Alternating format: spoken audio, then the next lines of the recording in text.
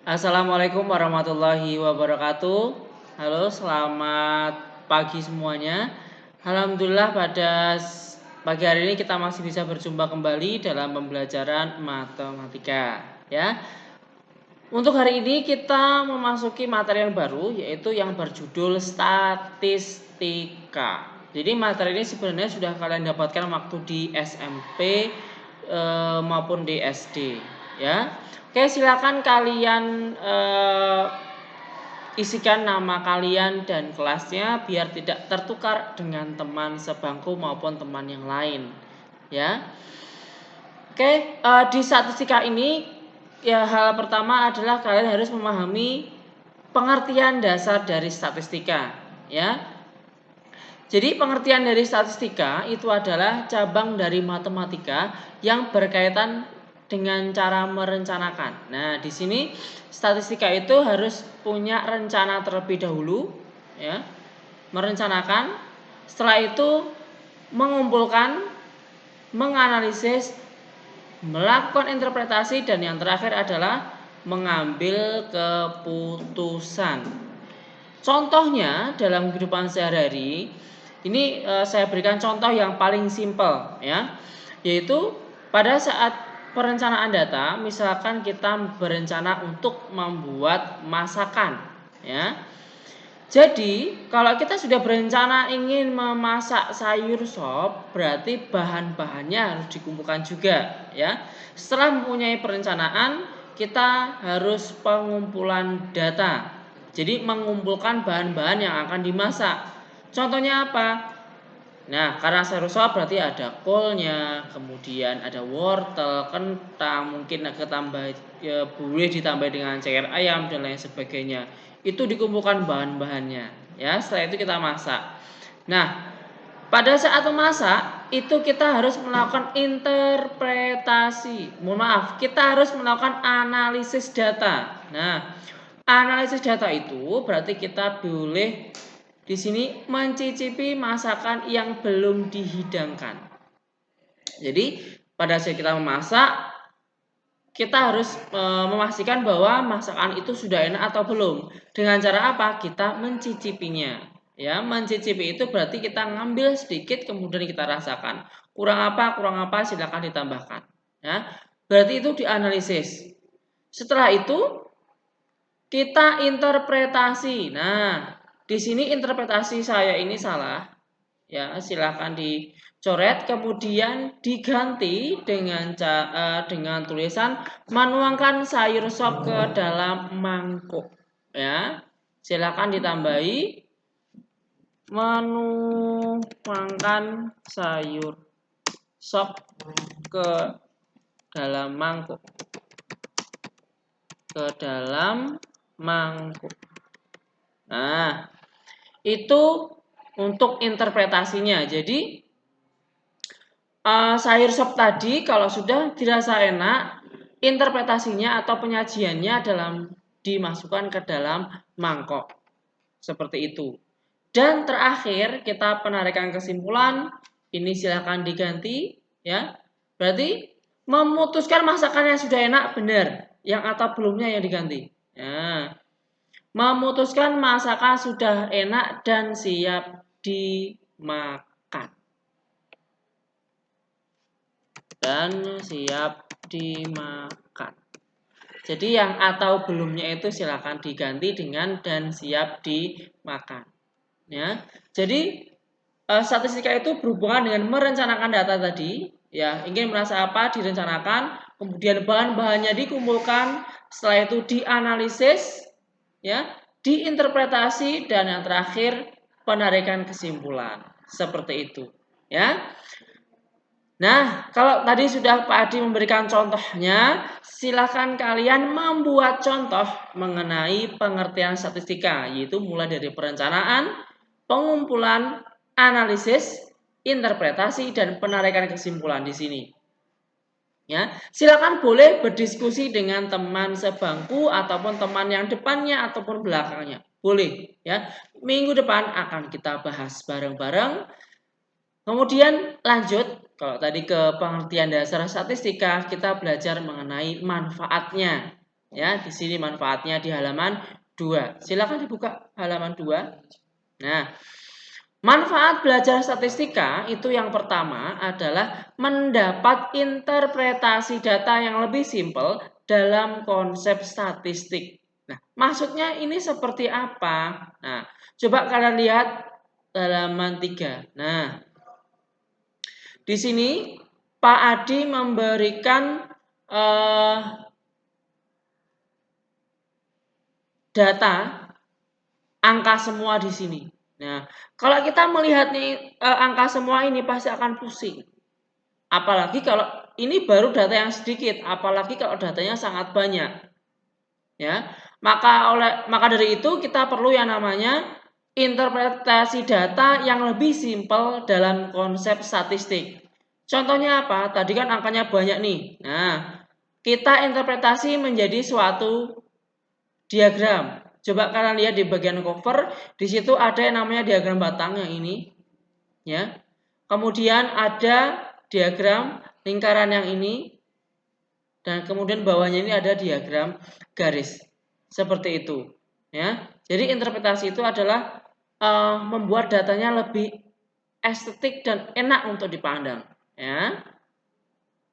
Kemudian selain menginterpretasi data, kita bisa memprediksi data yang akan mendatang. Ada banyak sekali contohnya. Contohnya adalah seperti ramalan cuaca. Ya, ramalan cuaca itu belum terjadi, tapi mungkin akan terjadi. Jadi, menggunakan konsep statistika itu bisa meramalkan sesuatu yang akan terjadi di masa yang akan datang. Ya. Dan yang ketiga itu adalah efisiensi kegiatan atau data melalui sampling. Nah, sampling tadi dicontoh sudah Pak Adi berikan, yaitu pada saat memasak sop, kita perlu yang namanya mencicipi masakan sebelum dihidangkan. Nah, jadi mencicipi inilah yang dinamakan dengan sampling. Jadi kita merasakan sedikit, kalau sudah enak, oh pasti kita bisa memutuskan bahwa seluruh sop yang ada di mangkok itu sudah enak. Dengan cara sampling tadi. Ya. Oke. Manfaat belajarnya sudah. Sekarang kita ke jenis data. Ya. Jenis data di sini ditinjaunya ada dua. Ditinjau dari jenisnya sama ditinjau dari susunannya. Kita ke ditinjau dari jenisnya dulu. Data itu dibagi menjadi dua, yaitu data kuanti dan data kuali. Ya, nih, data kuanti dan data kuali. Data kuanti dan data kuali. Kita ke data kuanti dulu. Data kuanti itu adalah data yang dinyatakan dalam bentuk angka. Di sini kata kuncinya. Bentuknya angka. Sebagai hasil dari aktivitas menghitung atau mengukur. Jadi angkanya tadi diperoleh dengan cara menghitung atau mengukur. Data hasil menghitung itu disebut data diskrit. Data hasil pengukuran atau mengukur disebut data kontinu. Contoh nih, tinggi badan. Tinggi badan itu dihitung atau diukur? Nah, diukur. Jadi termasuk data kontinu sehingga di sini titik-titiknya diisi data kontinu. Ya. Kemudian data pengunjung dihitung, berarti ini data diskrit. Ya. Kemudian nilai ulangan itu dihitung otomatis. Berarti ini data diskrit. Nah, seperti itu. Ya. Jadi data kuanti bentuknya angka. Angkanya hasil dari perhitungan maupun pengukuran. Selanjutnya data kuali. Nah, kalau tadi data kuanti, sekarang data kuali. Data kuali itu adalah data yang dinyatakan dalam bentuk kategori. Nah, di sini. Sebagai hasil dari pengamatan atas ciri, sifat, ataupun mutu objek yang diamati. Jadi bedanya antara data kuanti itu bentuknya angka, data kuali bentuknya kategori. Contoh, data pekerjaan orang tua wali peserta didik kelas 10. Nah, yang namanya pekerjaan itu tidak bentuk angka, tapi dalam bentuk kalimat atau kata. Bisa jadi guru, PNS, Polri, dan lain sebagainya. Itu berupa huruf, ya. Jadi itu dinamakan kuali atau data kuali, ya. Hasil survei tentang pelaksanaan PTM di era pandemik. Jadi dulu kita pada saat pandemi ada yang namanya pelaksanaan PTM, ada yang berhasil, ada yang tidak.